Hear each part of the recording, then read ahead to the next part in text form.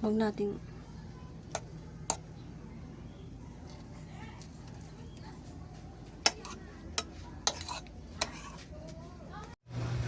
Yes mga lods, ayan, at magpiprito tayo ng ating ulamin for today mga lods. Ayan, tilapia.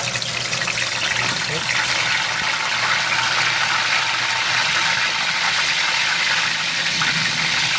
Ayan, yung ating tilapia mga lods, ang ating ulam ngayong tanghali. Ayan, balik ka rin natin mga lods. Ang hirap ang balik ko dito mga lods, dumidikit yung ano. Ayan.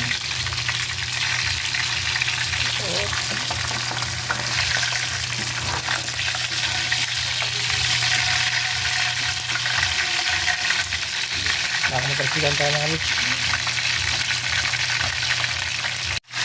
Again, nabaliktad din natin mga lods, pero ang hirapan sa baliktad kasi dumidikit mga lods eh, pero okay lang.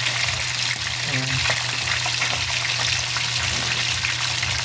Nakakalasin na rin matagsilan ng mantika, kaya kaingat pa rin tayo sa pagbaliktad natin. So dito, okay. Ayan mga lods, gagawa naman tayo ng ating soup mga lods, no? Para kasi yung ulam natin ay prito, gagawa tayo ng soup para meron tayong sabaw. Ayan. Ayan, tutunawin muna natin yung mga lods. Hindi pa nakasalang yan, pero mamaya pagka natunaw niya mga lods, yung ating corn soup, ay saka natin bubuksan yung apoy. Ayan.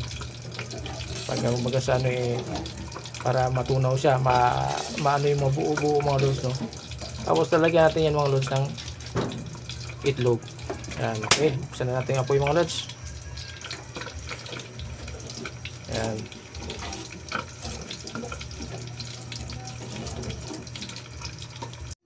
Buksan natin mga lods at kukulan natin. Ayan na ang ating soup mga lods, no?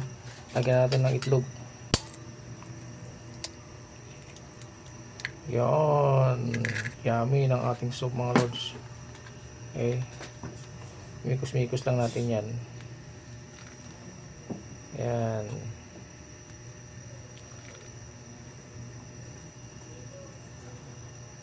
Okay, kunting mikos lang.